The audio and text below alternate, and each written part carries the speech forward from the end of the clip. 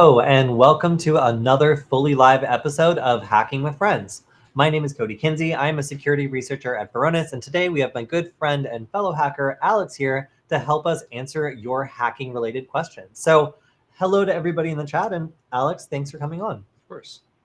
So, we've got a lot of great people in the chat today. It's good to see you. We've also got some Nugget news we're probably going to go over. Alex, what have you been working on lately? A couple features and also tending to the issues on our GitHub page. So today I actually implemented a pretty new feature for the USB Nugget. If you want to hop over to my screen. It's currently under code review, but one of the annoying things is if you want to connect to the Nugget user interface via a web browser, you have to type in this whole IP address that you have to remember here, which is 192.168.4.1. That's no fun.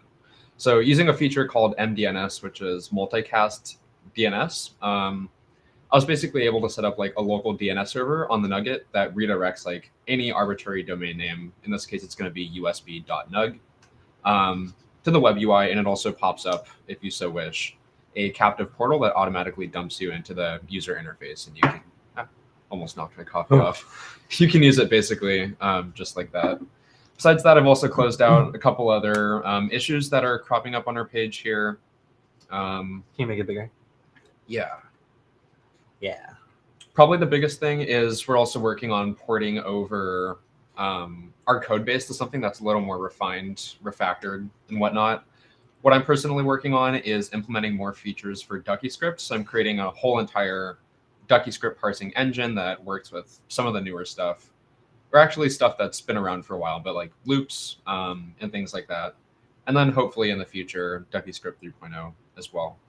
That's mostly what I've been working on in terms of the actual development for the Nugget. Of course, when it comes to some of the more boring business stuff, we've been doing lots of research into like outsourcing, trying to find partners for doing our fabrication. Especially cases, yeah, 3D printed cases. I reached out to like at least 15 different places. The prices are ridiculous for these things. Like printing cases this is also a pretty cool case that one of our customers sent us. It's a glow-in-the-dark case. This is pretty sweet.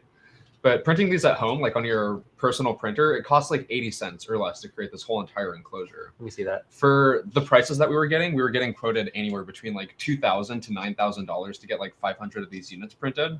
When I did the math, like for us barely personally, see it glow. Yeah, I tried.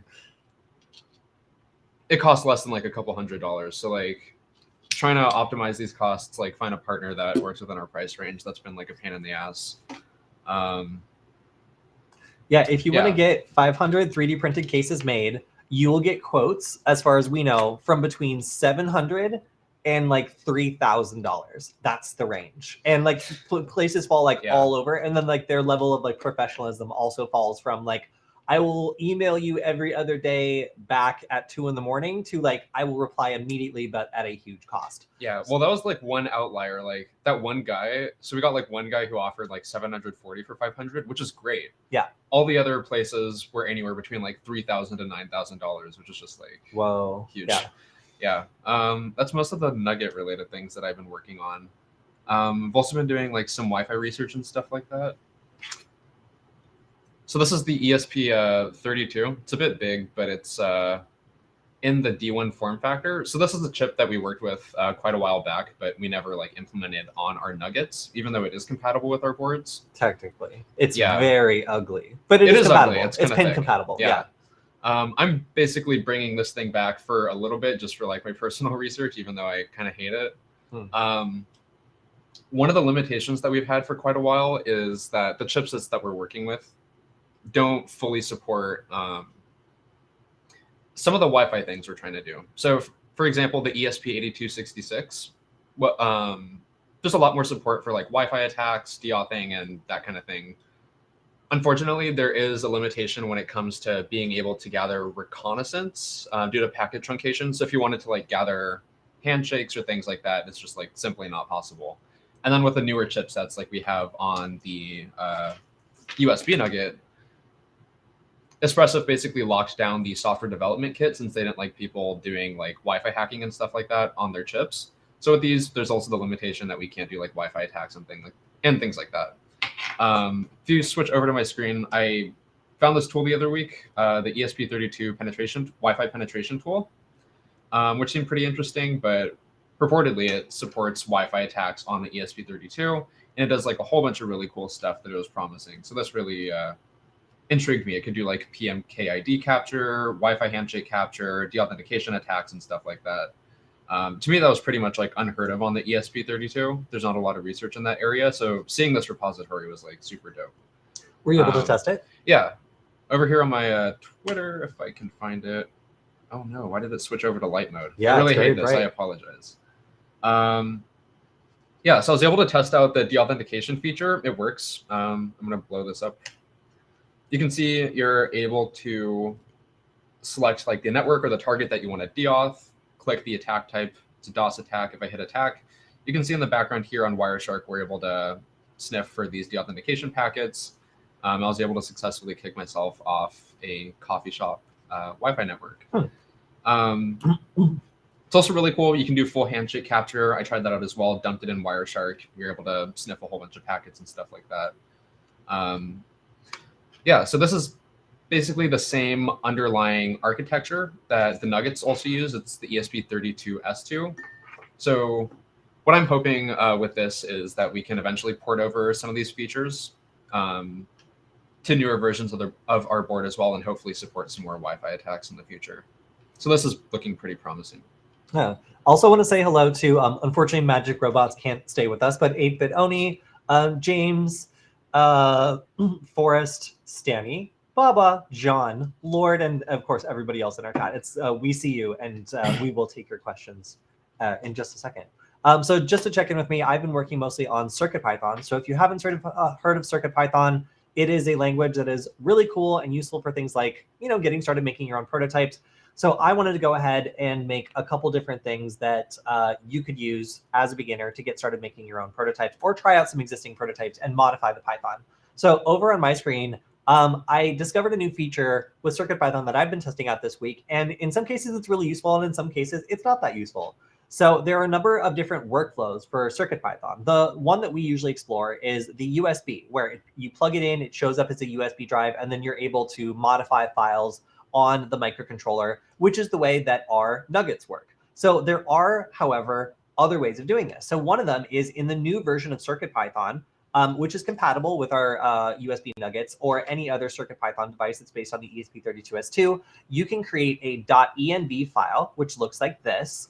And if you put in your Wi-Fi credentials, it will automatically connect to Wi-Fi. And then you can go to the IP address it gives you, or using MDNS, you can go to circuitpython.local, and it will, in your browser via your Wi-Fi network, allow you to write code in this really cool online IDE. So that's actually hosted like on the chip. So that's really cool. And I really like that for a number of different things, but not Wi-Fi development. And I do lots of Wi-Fi stuff and lots of Wi-Fi research. So for me, finding out about this cool ability was great, up until the point I realized that as soon as I start doing, research stuff with the Wi-Fi antenna, I'm going to lose my connection to the IDE. So provided you're not doing Wi-Fi research, I think this is a super cool and useful feature that people have implemented over at CircuitPython. So if you want to try it out, then all you got to do is just copy and paste this into a .env file on your CircuitPython board, and it will automatically connect to Wi-Fi and let you just code from a browser. So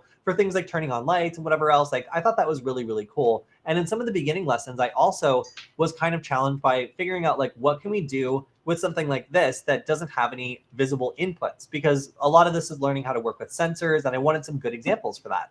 So it turns out that the core chip that we've been talking about, the ESP32S2, that is inside the USB Nuggets, also has two sensors, actually. One of them is a temperature sensor, and that's actually kind of lame because it reports the temperature of the chip, which is always really high because it's always working. But the second one is really cool. It's actually capacitance on the pins. So if we go over to my screen, you can see that this is the ESP32S2 datasheet for the chip that we're working with. And it turns out that there are a bunch of pins that are able to be used to sense touch. So let's see. If we go through... it also has a humidity and pressure sensor built in? I didn't know about that. I didn't know about the humidity sensor. Yeah, that's interesting. The problem with most of these is they're packed inside the chip. So like Yeah. when they're sensing this stuff, it's like the internal conditions of the chip, and it's like useful for gauging like the load of the chip, but it's not useful, for example, like sensing an actual change in the environment. Because when it's working, it's generating heat. Oh, wait. And it's misinformation. That's only on the Adafruit ESP32S2 development board. Yeah, I was going to say, I've been poring over this data sheet and you're going to ambush me with this. It's like, this is new. Yeah. Yeah, so you can see here, there's lots of different things you can do, but the touch sensor on 334 is really what I'm interested in. And it turns out there's a lot of different pins here that are actually available for doing touch sensing. So there's 14 GPIOs that can be used as touch sensors. And what I've been doing is just plugging a wire in and using it as like a capacitive like tripwire or like sensor. Because if you were to attach this to a larger source of metal, like a soda can or something, you can actually sense the presence of someone walking past it, not just when you touch it, because it's able to, I don't know, just like being close to it is enough to like trip the sensor. So I thought this would be really cool for basic project. If you guys are interested in seeing some really cool security related CircuitPython basic projects, I've been really interested in all the fun stuff you can do with the inputs and outputs of these particular chipsets. So that's something that I've been working on. All right, so let's go ahead and take some questions. Cool. Before we do that, I hate this light mode. So I'm also going to be hosting a workshop. Oh, yeah. Yeah, coming 3 weeks from now. If you want to hop over to my screen here, you can see what this is. So the other week I did a introductory class to Ducky scripts and basically how to write like offensive payloads using a USB nugget. If you guys want to check out the slides for that, they're hosted on our GitHub repo. I'm also probably going to be rerunning the workshop after this one if you guys are more beginner than this one is oriented towards. So I basically created this workshop as a follow-up to that. This one has some more advanced topics, including like data exfiltration, enumeration, stuff like that. I cover some pretty advanced payloads, and we'll also be walking through like how to use the web interface on the Nugget. So if you want to learn how to run attacks over Wi-Fi or that kind of thing, you can check out the description here to see some of the other attacks that we're going to be covering. If you guys are in the Los Angeles area, I'm going to be hosting this at Null Space Labs October 8th. So make sure to check this out for more details. I'll drop it in the chat. All right, so we have a question, and I have to frame this question before I let Alec answer it. And is, can you tell us some of the wildest stories of the hacking world? If you absolutely had to pick one story to share with us, what would it be? And of course, this is, you know, like stories of other things or people hacking stuff, not stories of us personally committing crimes. I assume you're asking, because I would not be tricked into doing such a silly thing. So I have a story, and I'll let you think of one. Sure. But my favorite story from a hacking world that I can think of off the top of my head is when I was working with the FBI. So when I say the FBI, I mean, of course, Fashion Business Inc., a fashion business association located in the heart of Los Angeles's fashion district. So I was working at this fashion association, and it gave me access to a lot of the buildings nearby. And in particular, I was starting to get into cybersecurity, and but I was also doing photography back then.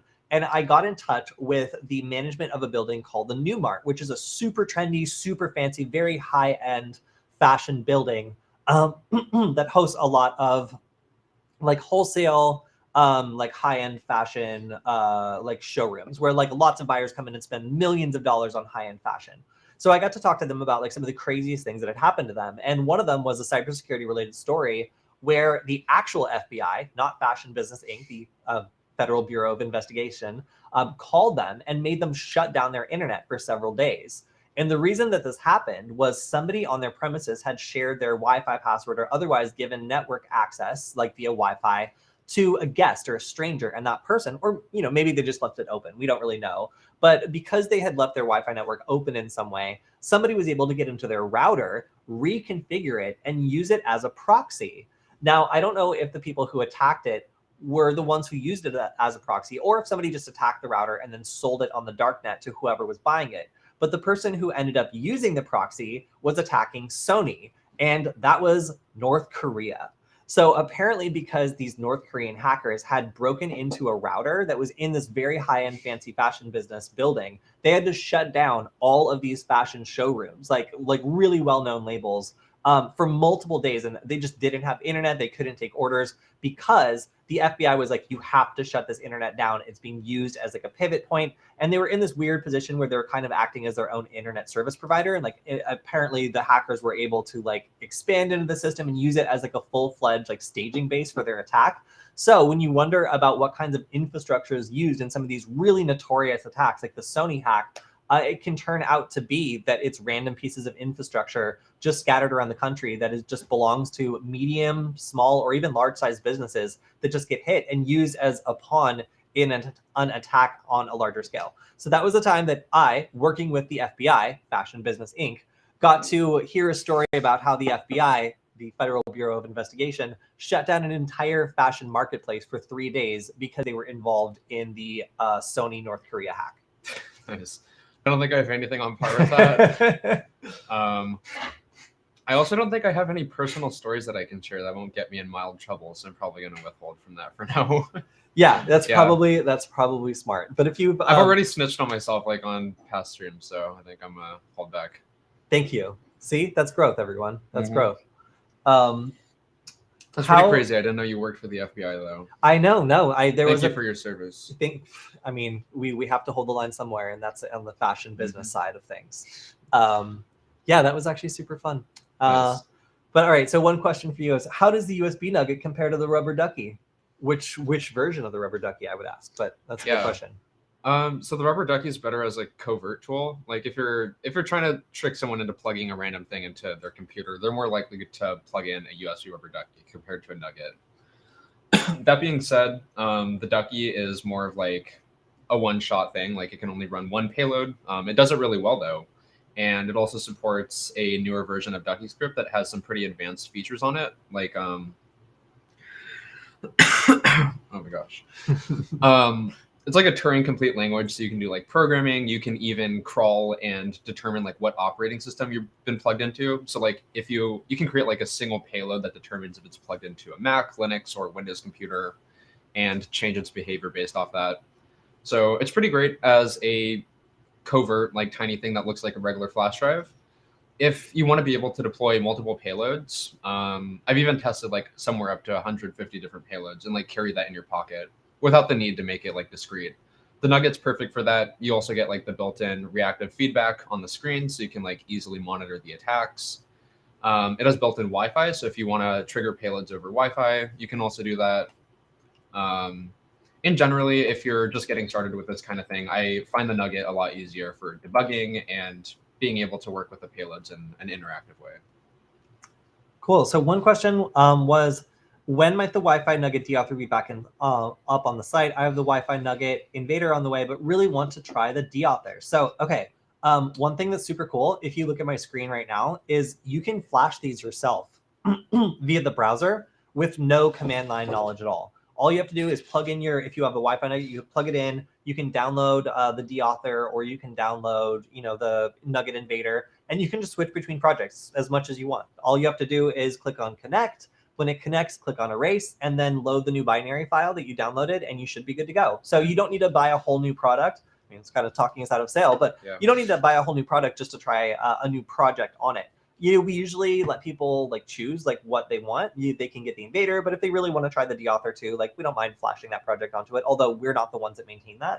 So yeah, that's really it. Like you can flash it yourself. You don't need to order anything else, so don't worry about it.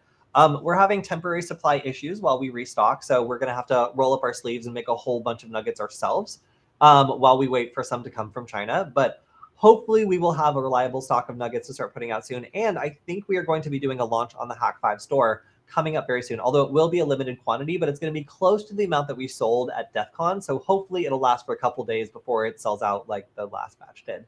But with some of these new things coming out, like MDNS and some of the other features that are going to make it more convenient and easier to use, hopefully we'll be able to coincide like a new release along with a release of the hardware on Hack5.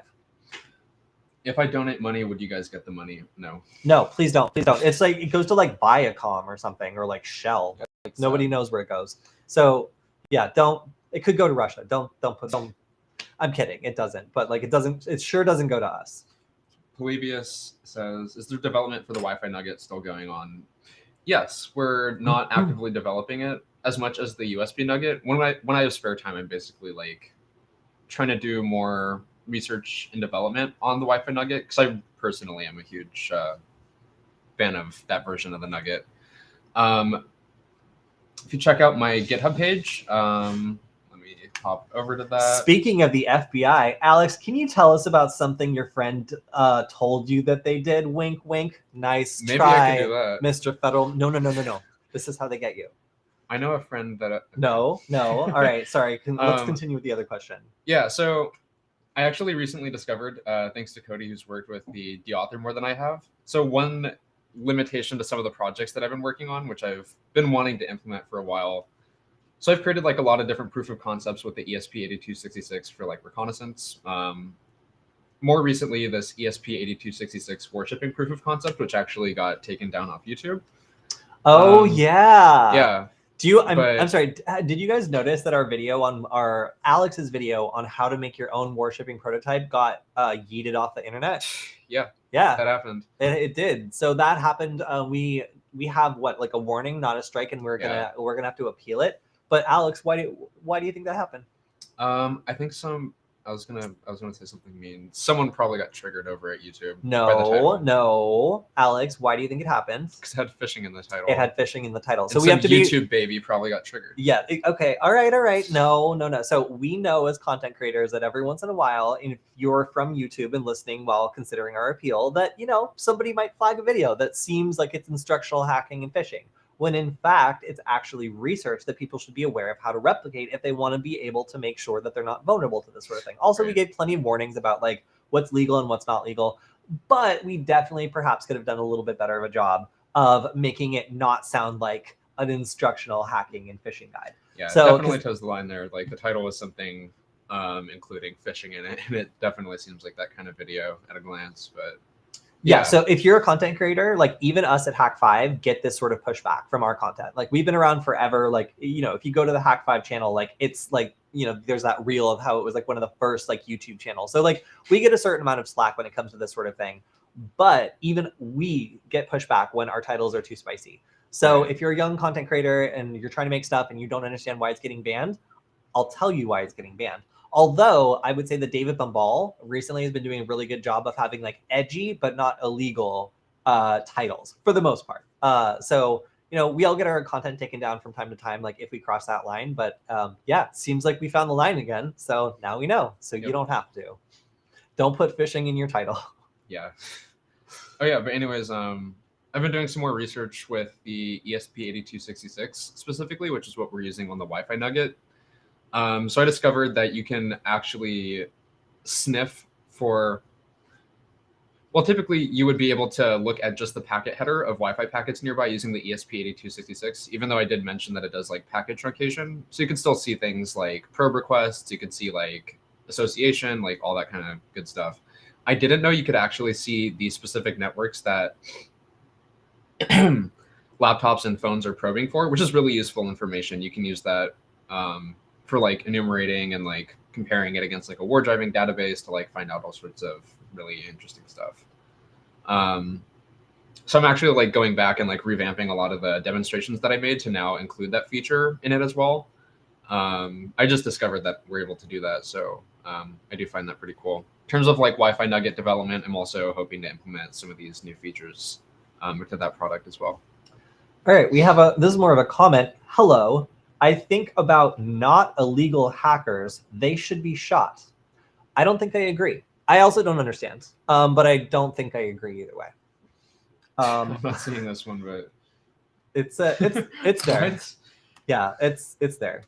So another question is it possible to run two portals on the Wi-Fi Pineapple back to back, like a Google login page, then a different login page? Whoa, it's jumping around right after. Anybody in the chat now? Like a phishing captive portal, I assume they're asking. I'm missing this question. Let me read it. I got distracted by a different one. Two portals back to back. So like after you log in, then pop up a second one, or simultaneously, like on two different radios. What do you think? There's a then, which makes me think that it is not simultaneous. In theory, it's possible. I don't know what the use case for that would be, though. Do you have any idea who hacked GTA 6? I was watching Alex the whole time. So I have no idea. Yeah. I got my eyes on one guy, and like he didn't do it. So aside from that, I can't really tell you. But not Alex. Nope. Because I, as an alibi, can tell you that he didn't do it. Maybe it was a friend. Are you still having a presentation tomorrow in San Diego? It doesn't look like it's on the meetup anymore. Just curious. Yeah, so I was supposed to do some sort of gig. What was it? Oh, they asked me to like give a talk or like something like that, but it was canceled like literally last week, unfortunately. So that sucks. I don't know. Did they say what? They weren't able to contact the venue in time to get like a place reserved for me, so kind of flopped. Huh, that's too bad. I get a co-working space. Yeah, I was led on. Call a YMCA. Find a church. All right. Like, who cares? Like, it's not hard to find a venue or whatever. Well, I'm sorry about that. I know you're excited. All right. Do we have any questions from the videos? No, this one is on Signal. Oh, that Michael sent over. Wait, no, sorry. Yeah, we do, but I want to take this one first. Oh yeah, sure. 8-Bit Oni says, what do you guys think about exploiting QR codes on a shipping label or have an exploited scan near a mail stamp? I know you love QR codes, so you can take this one. Yeah, so we're going to be doing a video on tracking people. And one of the ways of tracking is going to be active tracking, and that's going to be my bit, where I'm going to be using a Wi-Fi coconut after I trick somebody into scanning a QR code. So when they scan the QR code, it's actually going to add a Wi-Fi network to their phone's like Wi-Fi network profiles, but it's going to be a hidden network. So their phone is constantly going to be reaching out and saying this like code word over and over and over and over in a way that I can track very easily. So my hope is that I can basically just drive around with the Wi-Fi coconut and have an alert set. So anytime I catch that signal, I know that they're close by. So obviously that's not as efficient as doing some more like, I don't know, like other like sneaky ways of tracking, but being a Wi-Fi person, the QR code thing seems like, for me anyway, the easiest way to get someone's phone to start making themselves break all of that like MAC address randomization and other privacy stuff that is currently on your phone to prevent that exact sort of attack. Right. If a QR code is the easiest way to trick someone into doing that, then like it is pretty useful. In terms of just like straight up like breaking stuff, like I did do a video on Nullbyte of just encoding like strings that break like lots of databases and other stuff. So you can totally try to use a QR code to just like mess up that whole system. But like, I don't know if you would get maybe you'll get a reverse shell. Like the log4j thing is probably still around when it comes to like low level scanning things that haven't been patched perhaps. So you might be able to catch like a log4j or some other like thing happening like in an automated system that uses QR codes. But you will definitely mess up the delivery of your package too. You have to cover up every QR code and every like barcode before shipping things most of the time. Otherwise, it can really mess up their automated system. So if you go doing your security research, expect to never see your package again. It's the difference between a Wi-Fi pineapple and a coconut. So the pineapple is better for doing attacks and that kind of thing. The coconut's better for sniffing. So I was actually working with the coconut this week, and I ended up destroying it slightly. So yeah, it's in my room. Otherwise, I would get it. But yeah, the coconut has 14 different Wi-Fi radios built into it. So the Wi-Fi band basically spans like all of 2.4 gigahertz, and it's divided up into 14 channels, depending on what country you're in. These channels are like allocated differently. I believe here we can use like channels 1 through 12. In other countries, it goes up to 14. Mm-hmm. Basically, the coconut has 14 different Wi-Fi radios inside of it. So it's able to capture reconnaissance on the whole entire band, like comprehensively at the same time.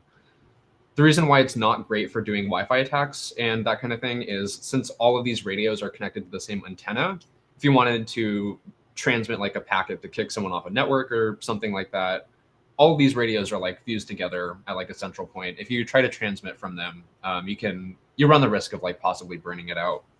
What's actually interesting is I was messing around with transmitting on individual radios earlier this week, which I was able to get working using the Aircrack suite. So I was actually working on a script that could hop between all of the different radios and try to push out deauthentication packets with that. After taking the coconut apart also, I noticed that there's basically the traces that are all running to the central antenna are they all have like pads that you can solder on individual like UFL connectors to. So in theory, if you were to like cut the traces that all join together at the center, and solder on like a new UFL connector, I think you might be able to hook up like 14 individual external antennas and use it as like a offensive kind of mod. But anyways, that's like, I kind of digress there. The Coconut's better for passive reconnaissance. Don't try to transmit with it. I did a whole bunch of dumb stuff with that. If you want to do active Wi-Fi attacks, the Pineapple is way better for that. Okay, so that's why you broke the Coconut. I was wondering. Yeah, because... Oh, no, I actually... Okay, I broke the Coconut because when I was trying to put on the new antenna, I ripped off like the UFL connector because it was like so weak. But yeah. Yeah, I got so Alex has been doing some heavy Coconut hardware research. Yeah. Can you sniff Wi-Fi with the RTL SDR? I can sniff Wi-Fi with my nose. Okay, well... All right, the answer is no. And it's because it's outside of, as far as what I am aware of, is its stated range, right? Yeah, I forget. Do you remember the RTL SDR's range? Maybe it's sub-gigahertz, I'm not sure. We're just Googling the same thing. Like. Yeah. 0 to 30 megahertz, apparently. Okay, so that is sub-gigahertz. Yeah. So 2.4 gigahertz is what we would need to get to in order to be able to listen to Wi-Fi. So, that is a little bit of a limitation, but it's still really cool and it's super cheap and you can do all sorts of other stuff. In fact, if we switch over to my screen, here's a list of some of the things you can do, if not that thing I just told you can't do.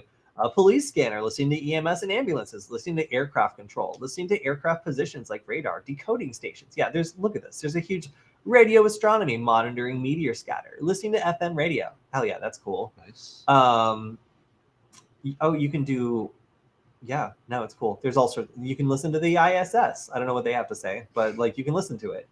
Reverse engineering unknown protocols. Yeah, it's really cool. So I still highly recommend them, but no, you can't see, unfortunately. 2.4, but it looks like GSM you can. I actually didn't know that. Nice.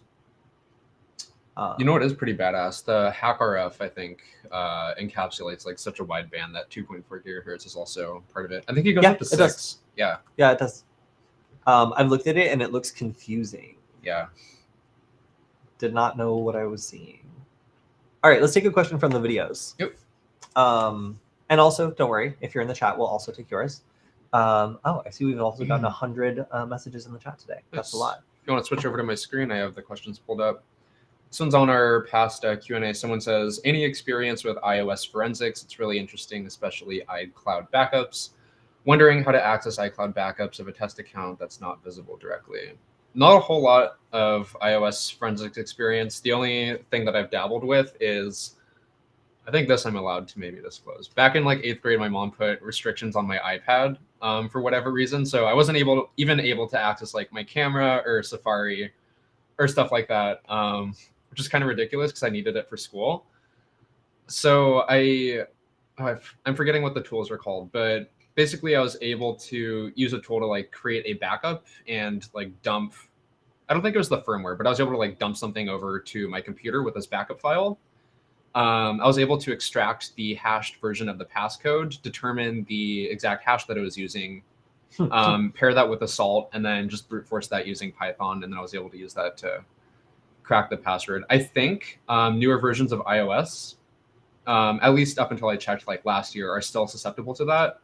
I think the encryption or maybe like the hashing or whatever, for like the actual passcode itself is a little more secure than the like restrictions passcode or like some of the other things that are inside the operating system.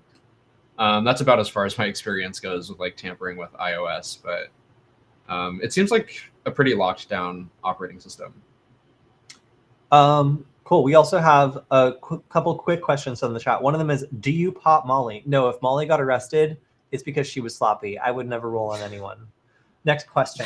Is it possible to turn a Wi-Fi nugget into a USB nugget and vice versa? No, sort of. Actually, technically yes, but practically no. So the actual board of the nugget is universal. So you can take this front and put either an ESP32S2 or an ESP8266 on the back. The problem is once you solder it in place, it's under the screen. So you can't really take it apart. So technically, could you like rip it off somehow, or like with a heat gun or something, and put another one on? Yeah, but it would be an absolute nightmare, and you would possibly damage the board. So no. currently the chips are not capable of doing the same thing. Alex is doing some research at maybe taking some advances that would allow us to consolidate them into one version.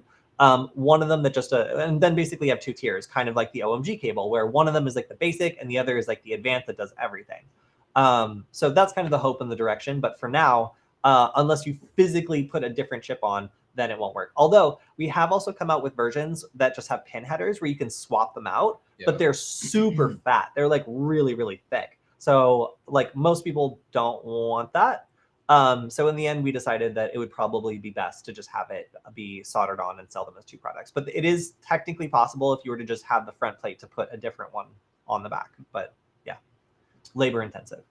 Oh no, someone says the Nugget's out of stock on our site, which shouldn't be the case, but we'll look into that. The Wi-Fi Nugget probably is, Oh, really? but we can put some more in because we just make them on demand at this point. It's just time consuming. So if you place an order and it takes a little bit, it's because Michael is sitting there soldering it with his own hands. Nice. Someone says uses of coconut BS the pineapple. I'm not sure what that means. Versus. Oh, well, yeah. I think I covered that already. If you want to roll back a little bit. Yeah. Is Backtrack 5 still good to use in 2022? I don't think so. Like I think they stopped. Backtrack turned into Kali like a long time ago. So if you're still using it, no, I don't think so. I mean, unless I'm missing something. If there was like a split or something, and they've been maintaining it, but if it's unmaintained, then no. Can we make a rubber ducky V3 on our own? I mean, if you have the development resources to write the whole entire firmware from scratch, develop a circuit board from scratch, and then also get injection molded cases, then yes, maybe. There is regular, like the Ducky Script Classic, there's a lot of documentation out there on that. In theory, if you wanted to create like your own Ducky, there's plenty of guides out there on how to do that. The V3, I'm a bit dubious about. Did we get a Flipper Zero to play with? Yes, I purchased one. I don't know where it is. I think it's in shipping, but we'll see what it's like to actually mess with. Is the Nugget similar to Flipper Zero? We are in the same class of devices. So we are educational microcontroller-based hacking tools. We're going to be a lot more focused on the education, I feel like, because we put out a lot more content, a lot more videos. That's kind of what we do. And they're more providing like a hacker multi-tool for anybody who wants to do research. Maybe the documentation isn't necessarily so great and there's not so much content on how to use it. That's really the biggest difference is like we have a lot more experience providing documentation, videos, tutorials, guides, and they're more like, here you go, good luck, figure it out.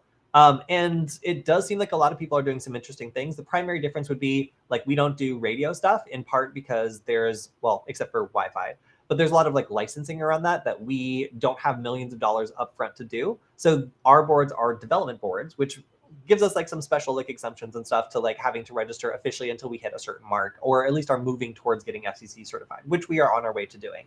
But if you're developing something that does lots more radio stuff, then that's just even more to have to do. So we're going from an approach of doing most of what we have the support to teach people to do, and then adding on new features as there's demand, whereas they're going through a very different process of just adding a ton of features and then seeing which ones people use. That obviously costs a lot more money than just like the two of us are able to put together. So we've been taking a different of an approach, but we've got kind of the same goal, like make an excellent microcontroller-based hacking tool that teaches people how to get started with hacking. Yep. Is the Wi-Fi Enterprise overpriced? This is in all caps with 3 question marks. So I feel like this is a very serious question. You're not going to catch me on the Hack 5 channel, on the Hack 5 stream saying that the Enterprise version is too expensive. It's like, if you're, I mean, just be an enterprise and then it's fine. Kody, please email me the Rock You password list. You can find that on the internet. It's probably one of the most like ubiquitous. You are trolling and widely used. Yeah, you are trolling me. Like this question haunts me across the internet. I congratulate you for finding it.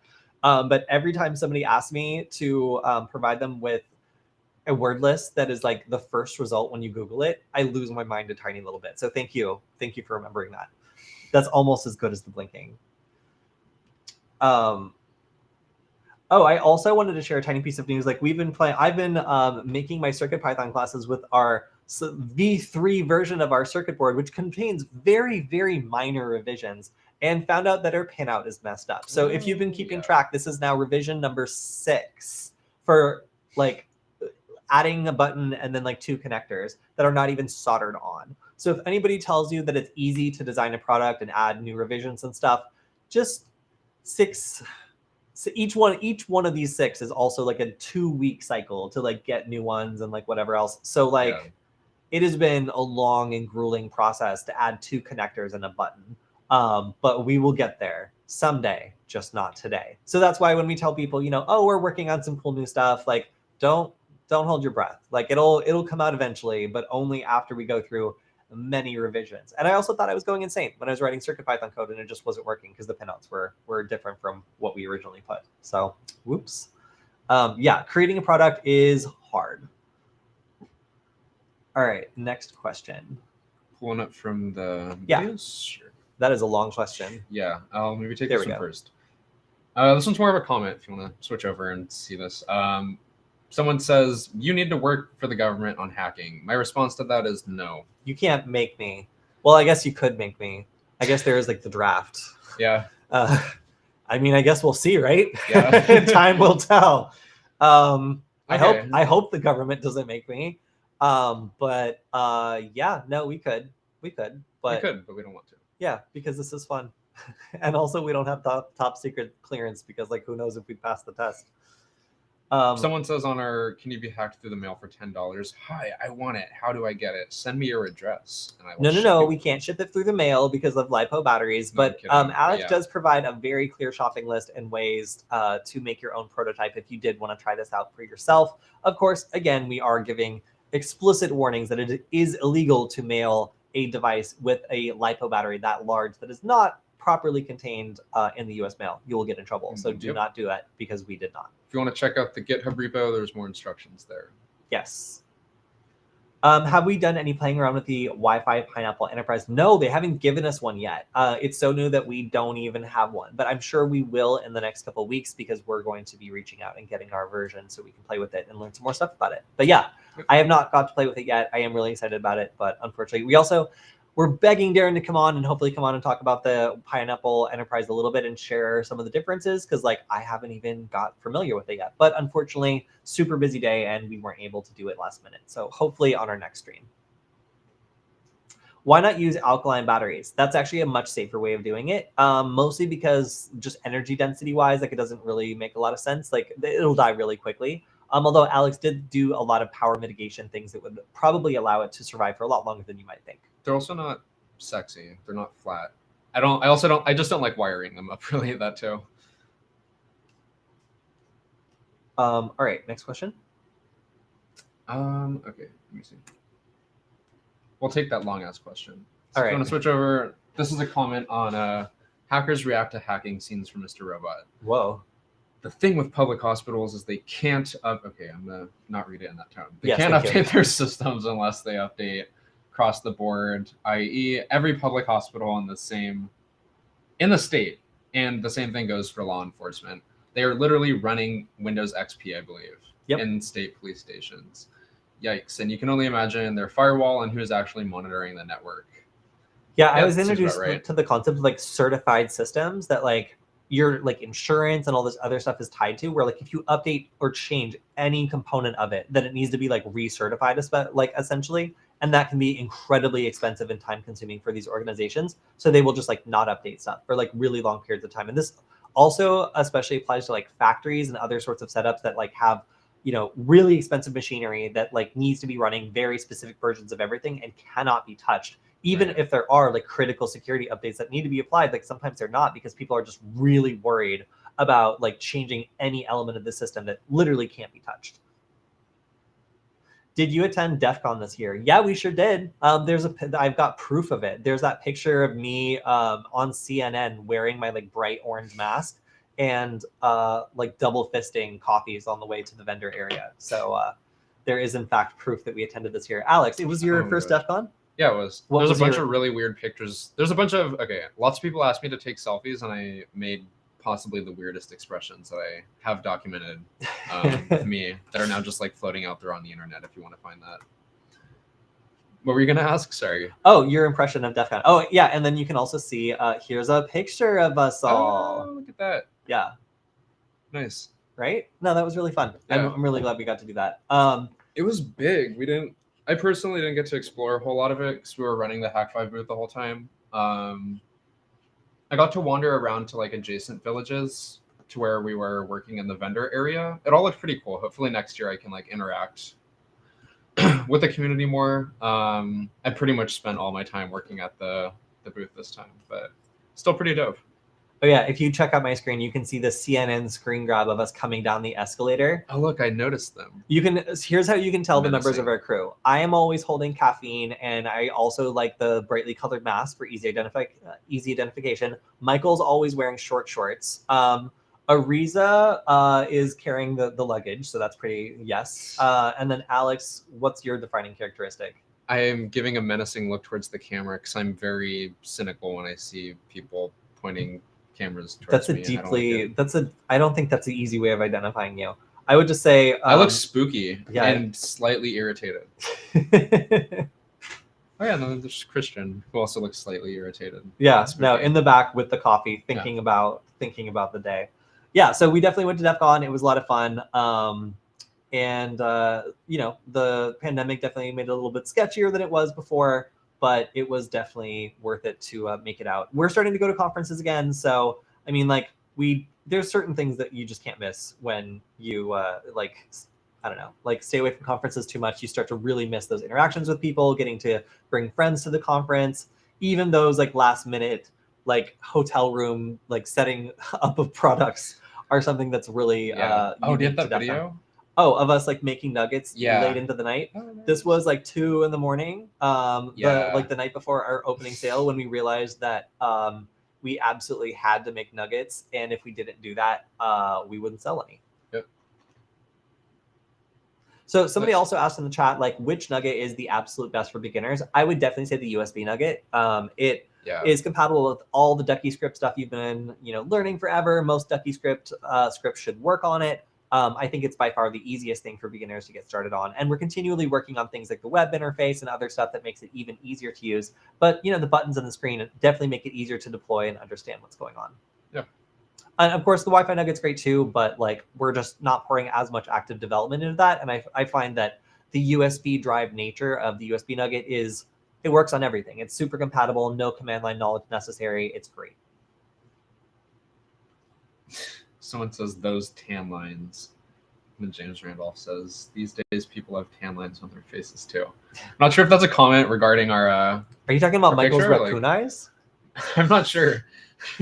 One of us likes to hike. I'll let you guess which host it is. Go back and watch our videos, and you can try to guess which one it is that likes to hike. Yeah. Product idea: Wi-Fi Nugget Enterprise runs on AC mains power outlet. Screen is tablet size, cat shaped, 3D printed cases 1 foot by 2 feet. Counter. It's based on a Roomba frame, and it has a stun gun on the front. And it's dressed up like a cat girl. And it moves around your house scanning for threats and shocks them if it finds one. What are we building? Sorry, I got kind of carried away by the idea, but it sounds like a good idea. I just like all the stuff that I said. If it could fly too, that would be better. If it could scream. Is it possible to buy the Hackett Bear PCB without the ESP or screen? No, but you can order it. So we don't care if you want to make your own for personal reasons, or if you're like hosting a little class or something. We just ask that you don't like sell it directly against us at scale, like someone who will go unnamed. That's HackerBoxes did. Like technically it's open source, so like we can't like actually stop you from doing it, but like we will think that you're like rude as hell, like if you like make your business like basically like pricing lower than what we do, because like we do the development, we do lots of videos, like we try to make it as friendly as possible, and we make it source available. So we might not give out our like most recent version, but we do give out a version you can make for yourself, because we want, if the shipping really is too much and you want to make it yourself, like it is a pain in the ass to assemble. So if you're willing to do that and you think it's fun, then sure. But just please don't make like 1,000 raw circuit boards and then just sell them for 50 cents each. Like that would be super annoying for us. And that is, things like that have happened in the past.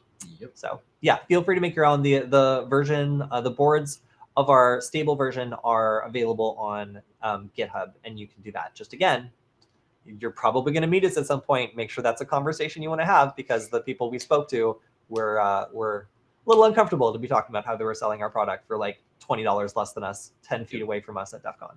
Yep.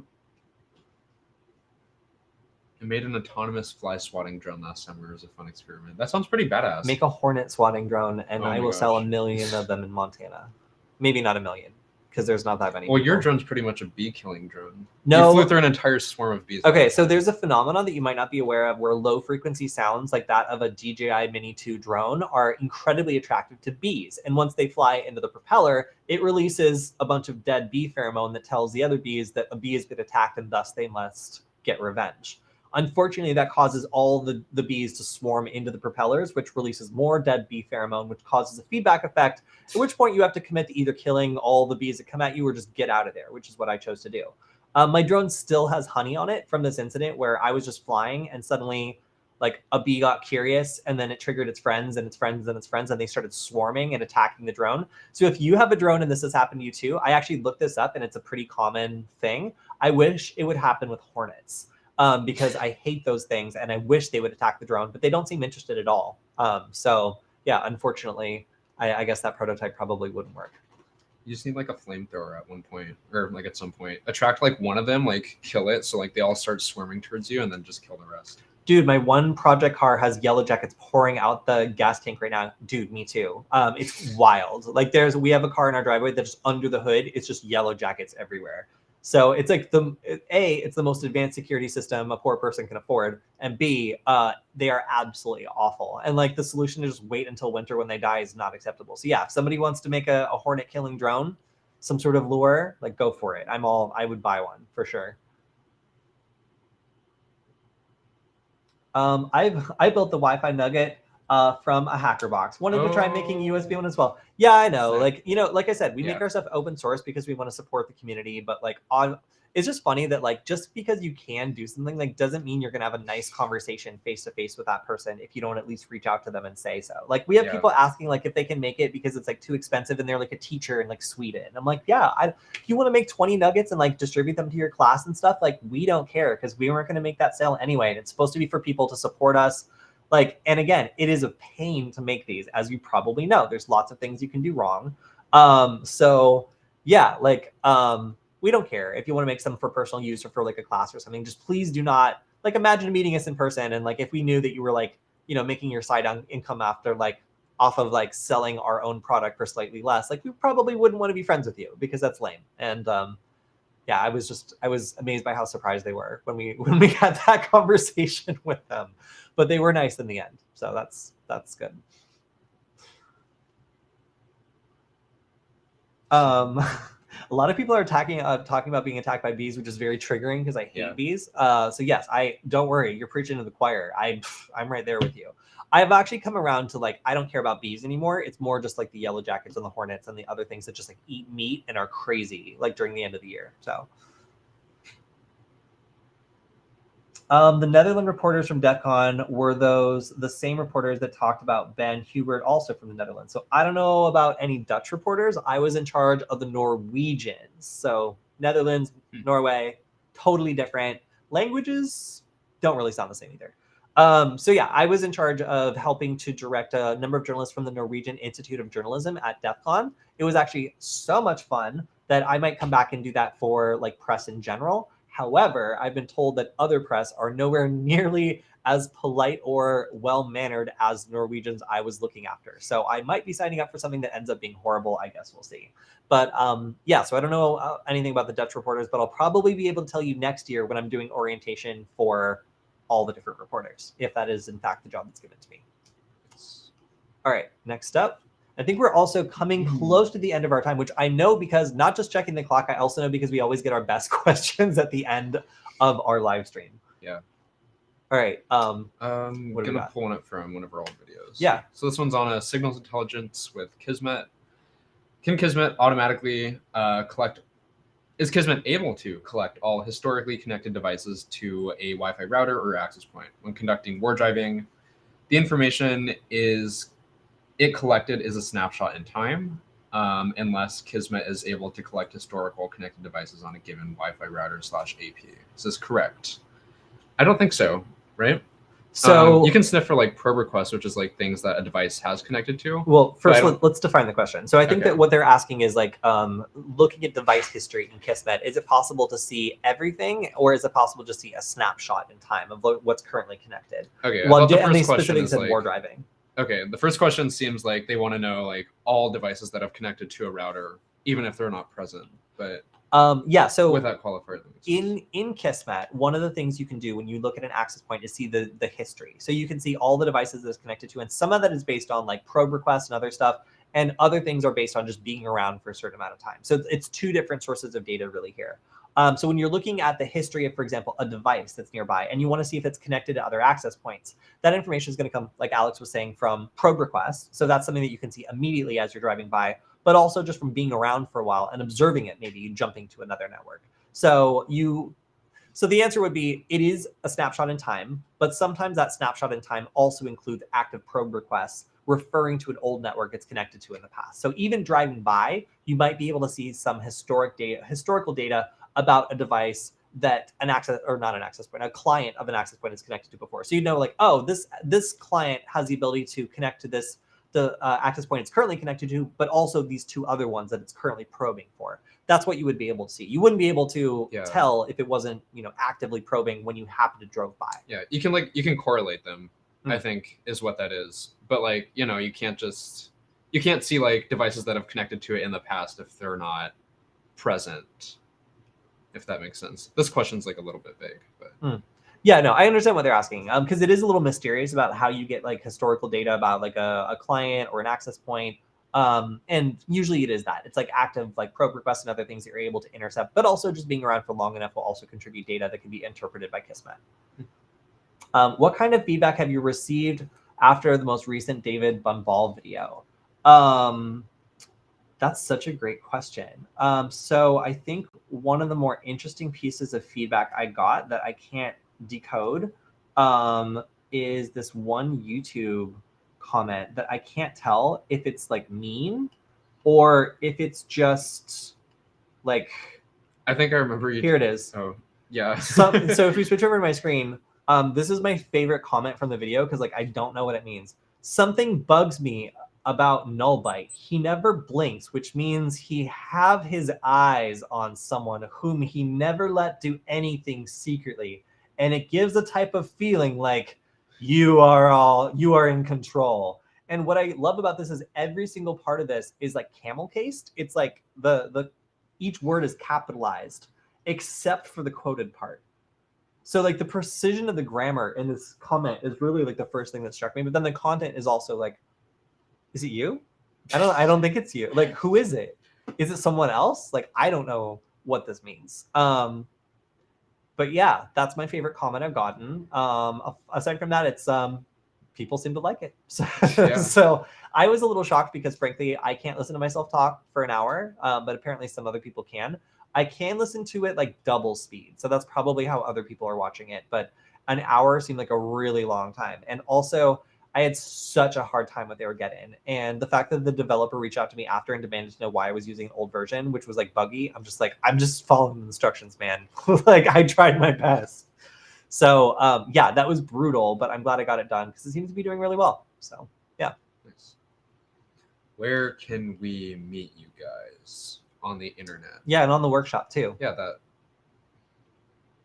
I mean next week, or no, 2 weeks from now, I'm going to be doing a workshop in the Los Angeles area. So if you want to check that out, I believe it's somewhere in the chat. All right, I think that, oh, here we go. What tech-related people or channels do you guys like to follow? What's the one that we always end up on when we have any sort of microcontroller technical problem? Usually on Andreas Spice. Yeah. So if you work with like electronics, like it's just like a black hole. You're gonna get like pulled into a video by Andreas Spice because he just answers every question you have as a beginner about like microcontrollers and electronics and stuff. So like Andreas Spice is just like, I always end up back in his videos. But like if we're talking about like via free will and not just like the fact that he's just like the best authority on that, who else do you follow? Who do you like? Electrical engineering vlog. I think it's like E-vlog or whatever. Great Scott's cool. Patrick. Carl Jega. Oh guy. yeah, that guy's real Carl. cool. With the guy with the flexible like PCBs and like Yeah, actuators it's and real stuff. dope Patrick Wardle, like definitely. Matthew Van Hoff, definitely. There's a whole bunch. I don't watch YouTube a lot. Serena, recently, aka She Networks. Yeah. Hack 5. Well, I mean, we're on that. Yeah. Okay. Yeah. Yeah. So I would say that those are all a good start. Yeah. All right. I think that is all the time we have for today. Thank you everybody for joining us in the chat. And if we didn't get to your question, if you have a really good one, make sure to go on the Hack5 YouTube channel and leave us a question there, and we will make sure to answer it on the next stream next week. You can also stick around on Friday for our news update, where we will be going through the hacker news and trying to answer any questions that you have about that as well. So stay tuned for the live Friday episode, where we will be talking about the hacker news. And that will be on the Security Forward channel. So if you're watching on Hack5, make sure to join the Security Forward, that's Security FWD channel as well, to catch that news stream. And as always, a big thank you to Varonis for letting us do this show. If you want to check out more free content from them, you can check out Varonis.com. And Alex, what do we always say about Varonis? I just want to say thank you to Himbo. Or no, you're welcome to Himbo for saying thanks for your content. Yeah, it's what we do. Thank you, Big Varonis, for sponsoring us. And also thank you guys for tuning in. We'll catch you next week. Catch you next week. Bye.